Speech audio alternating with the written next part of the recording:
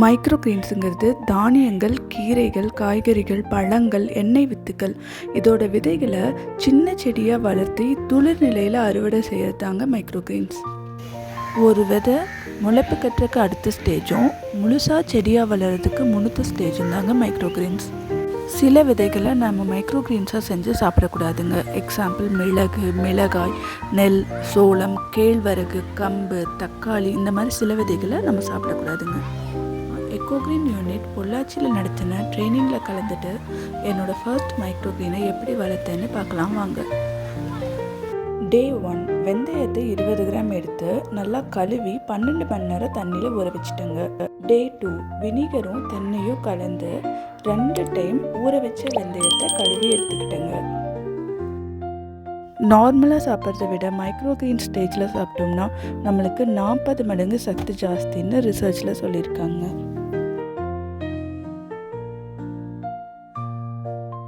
கழுவின வெந்தயத்தை ஒரு white cotton கிளாத்தில் போட்டு நல்லா முடிச்சு கட்டி டிஸ்டர்பே ஆகாமல் ஒரு இடத்துல ஹேங் பண்ணிட்டேங்க.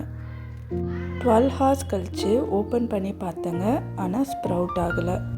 24 ஹார்ஸ் கழித்து பார்த்தா எல்லா வெந்தயமும் அழகாக ஸ்ப்ரவுட் ஆயிடுச்சுங்க.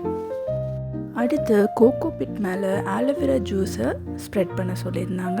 அதுக்கு ஆலோவேரா ஜூஸை ரெடி பண்ணுங்க. ஒரு ஆலோவேராவை கட் பண்ணி டிஸ்டர்பே பண்ணாமல் ஒரு 1/2 அன் ஹவர் வச்சுட்டேங்க. அப்புறம் அதில் இருக்கிற அந்த எல்லோ கலர் லிக்விட் எல்லாமே வெளியில் வந்துடுச்சு. அப்புறம் பைப் வாட்டரில் நல்லா ரன்னிங் வாட்டரில் கழுவுனதுக்கு அப்புறமேட்டு சைடில் எல்லாம் கட் பண்ணி ஸ்பூனில் எல்லா அந்த ஜெல்லெல்லாம் எடுத்துட்டேங்க. அதுக்கப்புறம் தண்ணியில் கலந்து நான் வச்சுட்டேன். நார்மல் செடியில் ரூட்டுக்கு, ஸ்டெம்முக்கு, ஃப்ளார்ஸுக்கு, ஃப்ரூட்ஸுக்குன்னு சொல்லிட்டு சத்தெல்லாம் பிரிஞ்சு போயிடுங்க. ஆனால் மைக்ரோ கிரீன் ஸ்டேஜில் சத்து எல்லாமே அப்படியே இருக்குங்க. அமேசான்லேருந்து மைக்ரோ கிரீன் செய்கிறதுக்குன்னு ட்ரே வாங்கியிருந்தாங்க. அதில் 3 பார்ட்ஸ் இருந்துச்சு. பாட்டம் ட்ரேயில் அந்த ஒயிட் ட்ரே டச் ஆகிற அளவுக்கு தண்ணி ஊற்றிட்டேங்க.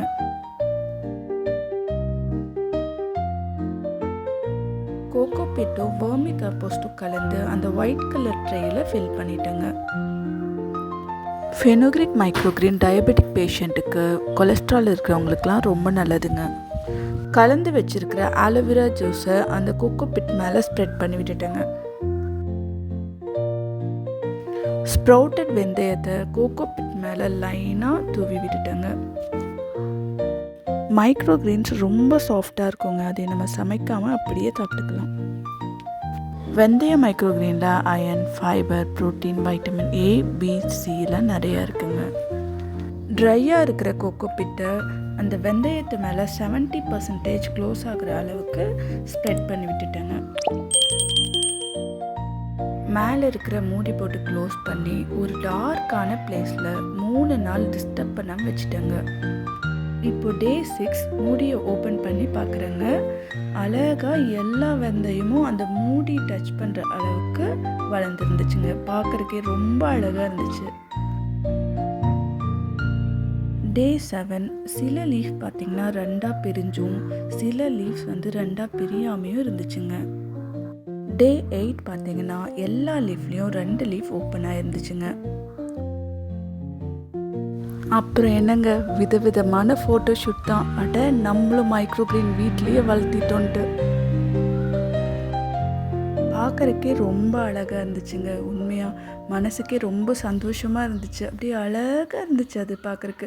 அப்பப்போ நான் வந்து டே 6, 7, 8 3லேயுமே அதை கட் பண்ணி சாப்பிட்டு பார்த்தேங்க. ரொம்ப டெண்டராக இருந்துச்சு. இது வந்து வெந்தயத்தில் போட்டங்காட்டி லைட்டாக கசப்பு இருந்துச்சுங்க. எங்கள் மேமுக்கு ஃபோட்டோ எடுத்து அனுப்பிச்சாங்க. ஓகே, ஹார்வெஸ்ட் பண்ணிக்கோங்க அப்படின்னு சொன்னாங்க. ரொம்ப ஈஸியாகவும் இன்ட்ரெஸ்டாகவும் இருந்துச்சுங்க. நீங்களும் செஞ்சு பாருங்கள்.